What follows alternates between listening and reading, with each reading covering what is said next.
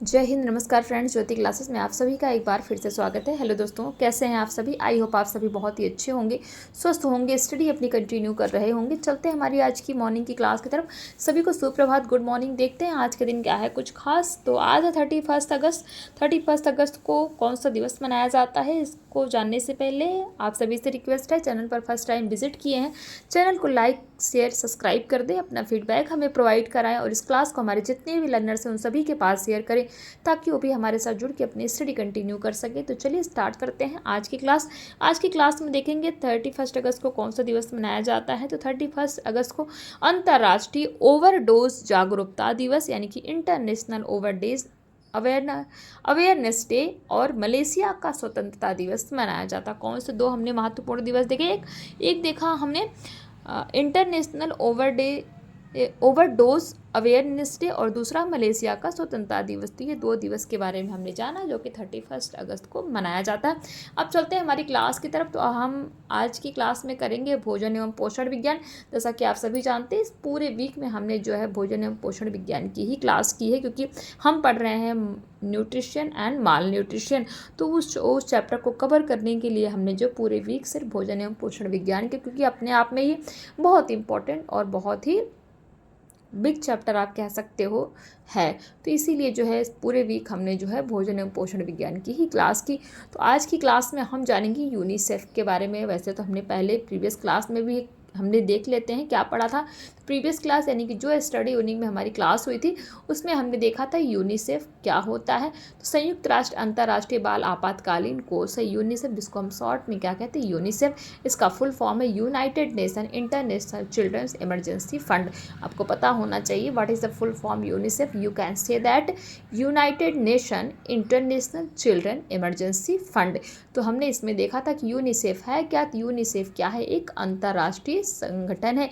यह संयुक्त राष्ट्र संघ यूएनओ की एक विशिष्ट शाखा है। इस संगठन की स्थापना कब हुई ये भी हमने देखा था। तो द्वितीय विश्व युद्ध के बाद 11 दिसंबर 1946 को यूनिसेफ की स्थापना हुई है। तो ये सारी चीज़ें हमने जो है प्रीवियस क्लास में बहुत ही डिटेल में हमने पढ़ा था। फिर हमने यूनिसेफ का उद्देश्य देखा कि आखिर यूनिसेफ का उद्देश्य क्या है। तो यूनिसेफ का मुख्य उद्देश्य क्या है? उन देशों को आर्थिक सहायता एवं सहयोग देना जो मातृ एवं शिशु रोग के निवारण के लिए, उत्तम स्वास्थ्य की प्राप्ति के लिए संघर्षशील है। तो यही क्या है, यूनिसेफ का उद्देश्य है। फिर भारत और यूनिसेफ ने मिलकर किस तरीके से कार्य किया, वो सारी चीज़ें मतलब कर रहे हैं, अभी भी कर रहे हैं।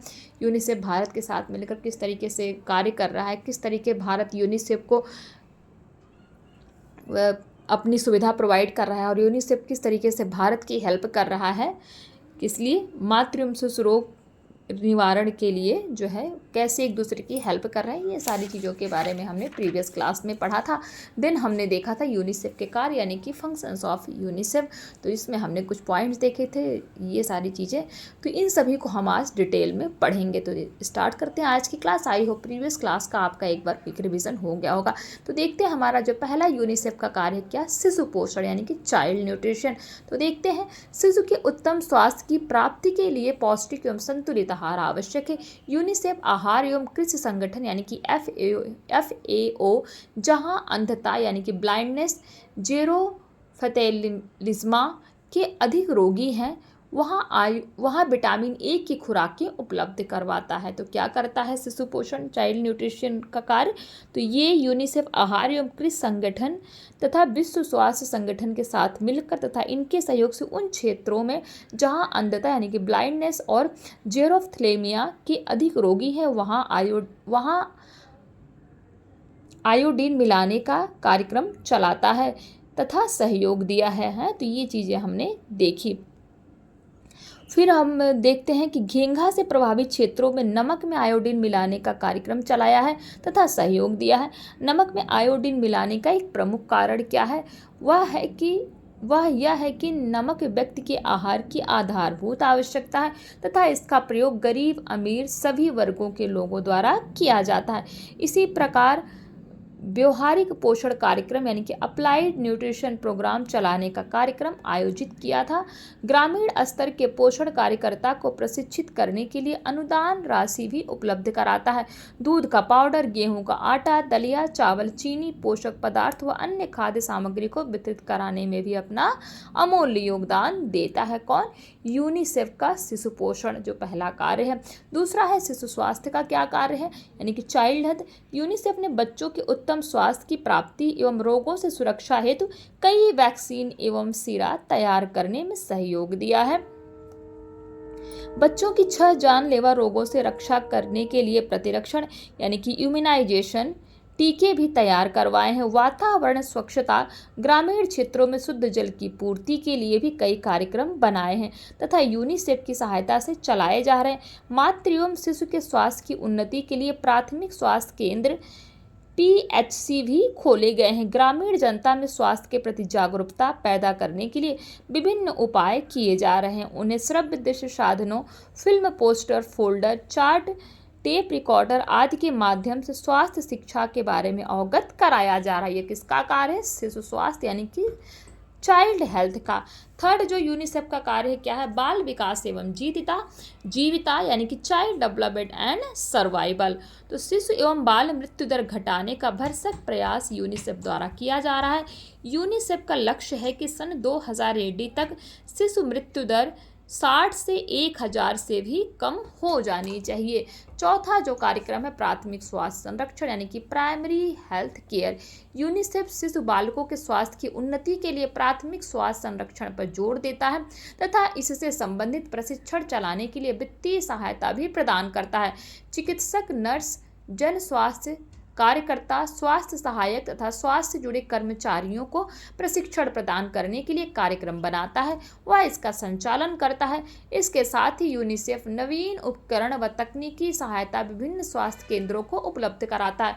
अति आवश्यक औषधियाँ एवं टीकाकरण हेतु वैक्सीन भी उचित तरीके से उचित समय पर उपलब्ध करवाने में हर संभव प्रयास करता है। कौन?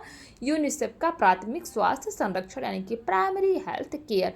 पांचवा जो कार्य क्या है? जल और स्वच्छता अर्थात वाटर एंड सैनिटाइजेशन। तो स्वास्थ्य कार्यक्रमों को उन्नत एवं सफल बनाने के लिए जल एवं स्वच्छता आधारभूत आवश्यकता है। जब तक प्रत्येक व्यक्ति को पीने के लिए शुद्ध जल प्राप्त नहीं हो सकेगा, स्वास्थ्य के स्तर को ऊंचा नहीं उठाया जा सकेगा। क्यों? क्योंकि जल से फैलने वाली अनेक बीमारियां हैं। अगर दूषित जल का सेवन कर लिया जाता है तो उसका दुष्प्रभाव लंबे समय तक शरीर पर पड़ता है। यूनिसेफ द्वारा सुरक्षित जल वितरण प्रणाली की योजना चलाई जा रही है। सुरक्षित जल प्राप्ति के लिए शहर से लेकर ग्रामीण क्षेत्रों तक कुएं, हैंडपंप, ट्यूबवेल आदि की व्यवस्था की जाती है। जल के परीक्षण, शुद्धिकरण एवं वितरण व्यवस्था में सुधार किया जाता है। यूनिसेफ को इन उत्कृष्ट कार्यों के लिए अंतर्राष्ट्रीय जल संसाधन संघ यानी कि इंटरनेशनल वाटर रिसोर्सेज एसोसिएशन की ओर से सर्वप्रथम पुरस्कार से पुरस्कृत किया गया है। ये आपको पता होना चाहिए, मोस्ट इंपॉर्टेंट पॉइंट है। छठा जो कार्यक्रम यूनिसेफ के द्वारा चलाया जाता है शिक्षा यानी कि एजुकेशन के लिए।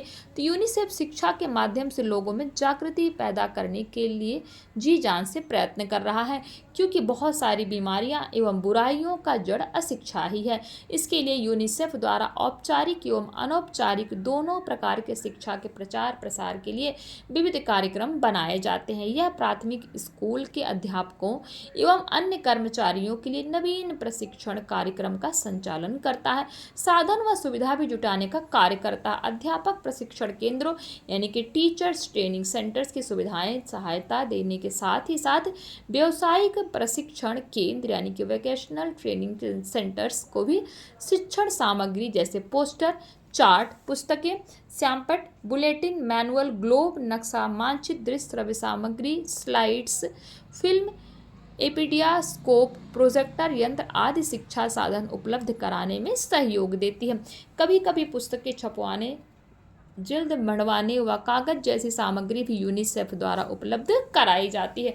तो शिक्षा के क्षेत्र में भी आप देख पा रहे हैं यूनिसेफ किस तरह से काम कर रहा है। सातवां जो यूनिसेफ का कार्य है क्या, सार्वभौमिक प्रशिक्षण यानी कि यूनिवर्सल इम्यूनाइजेशन।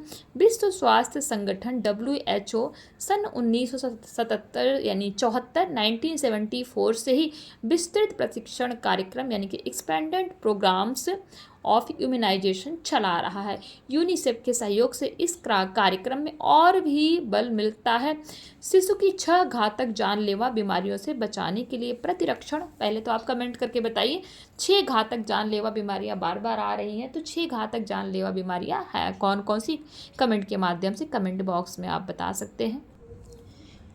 इम्यूनाइजेशन कार्यक्रम चलाए जा रहे हैं ताकि संपूर्ण विश्व में शिशु मृत्यु दर में कमी आए तथा कोई भी शिशु अपंग रहकर तिरस्कृत जीवन नहीं जिए। ये 6 जानलेवा बीमारियां जो शिशु मृत्यु के मुख्य कारण हैं वे हैं पोलियो, क्षय रोग, खसरा, डिप्थीरिया, कुकर खांसी और टिटनेस। यूनिसेफ ने विश्व भर में प्रचलित बीमारियों के अध्ययन के फलस्वरूप ही उपर्युक्त 6 खतरनाक प्राणलेवा बीमारियों का चयन किया है। सार्वभौमिक प्रशिक्षण के लिए 0 से 5 वर्ष तक के शिशु को इन 6 बीमारियों से बचाने के लिए टीके लगवाए जाते हैं तथा टीके हेतु वैक्सीन यूनिसेफ द्वारा उपलब्ध कराए जाते हैं।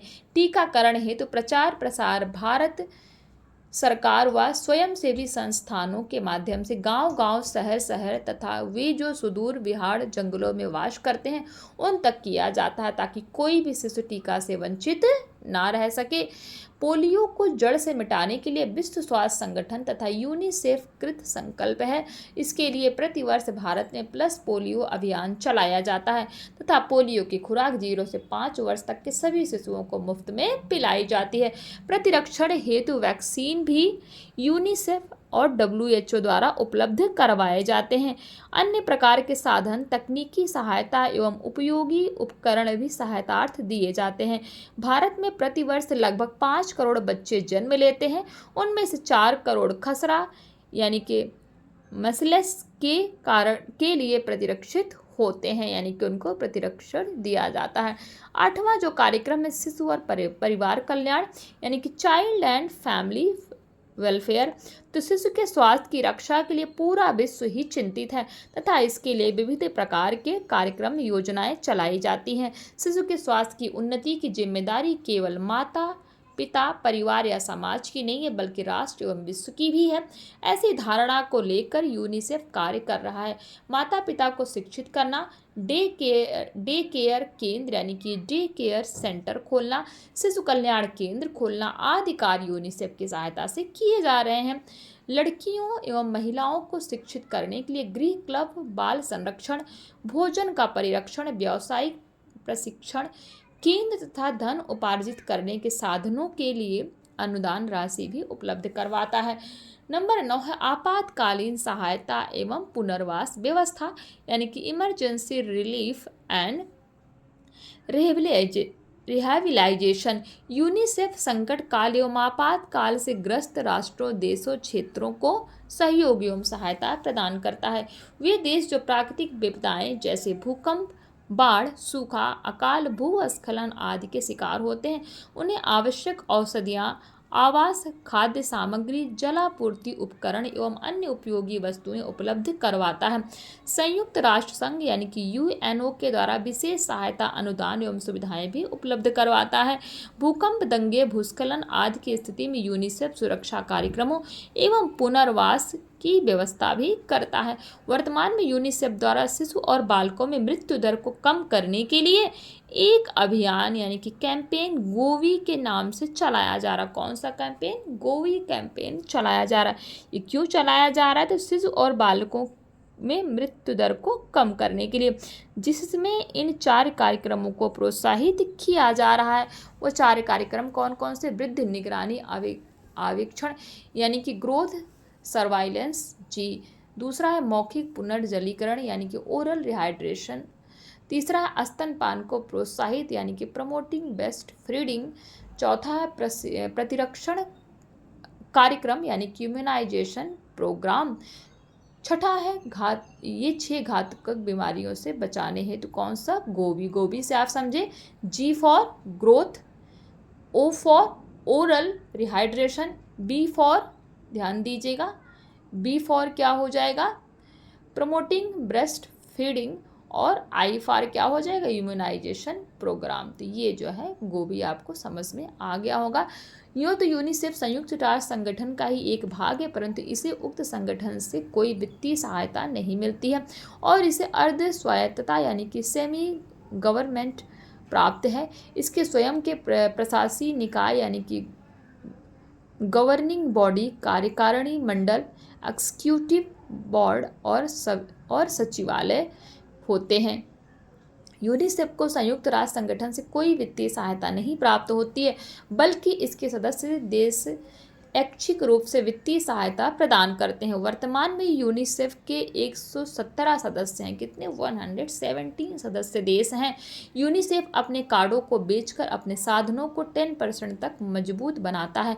केवल भारत में लगभग 7 से 8 लाख रुपए के कार्ड प्रतिवर्ष बिक्री किए जाते हैं और इस राशि का उपयोग अनुदान देने, उपकरण कार्य करने आदि में किया जाता है।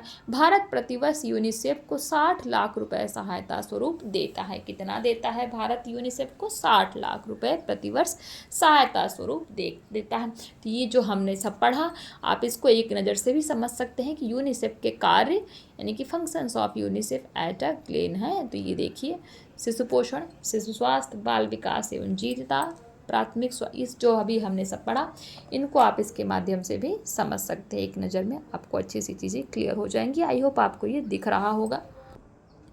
तो इसी के साथ फ्रेंड्स हमारा ये जो है चैप्टर 3 सुपोषण एवं कुपोषण कंप्लीट होता है। इसमें हमने बहुत सारी चीज़ें पढ़ी, बहुत सारे संगठन के बारे में जाना, बहुत सारी घातक बीमारियों के बारे में जाना, उनका निवारण हमने देखा है, किसकी कमी से कौन सा रोग होता है, ये सारी चीज़ें, बहुत सारी इंपॉर्टेंट चीज़ें हमने जो है चैप्टर 3 में कंप्लीट की। तो इस वीक हमारा जो है ये भोजन एवं पोषण विज्ञान का चैप्टर 3 सुपोषण एवं कुपोषण कंप्लीट होता है। आई होप इससे रिलेटेड जितने भी क्लासेस हमने की है वो सारी ही आपको समझ में आई होंगी। फिर भी आप क्लास देखिए, कहीं पर भी कोई डाउट किसी वर्ड में, किसी सेंटेंस में रह जाता है तो आप कमेंट के माध्यम से पूछ सकते हैं। आपकी हर एक क्वेरी सॉल्व की जाएगी। मिलते हैं हमारे नेक्स्ट क्लास में। तब तक के लिए जय हिंद, नमस्कार। हंसते रहिए, मुस्कुराते रहिए, एक दूसरे की हेल्प करते रहिए। धन्यवाद।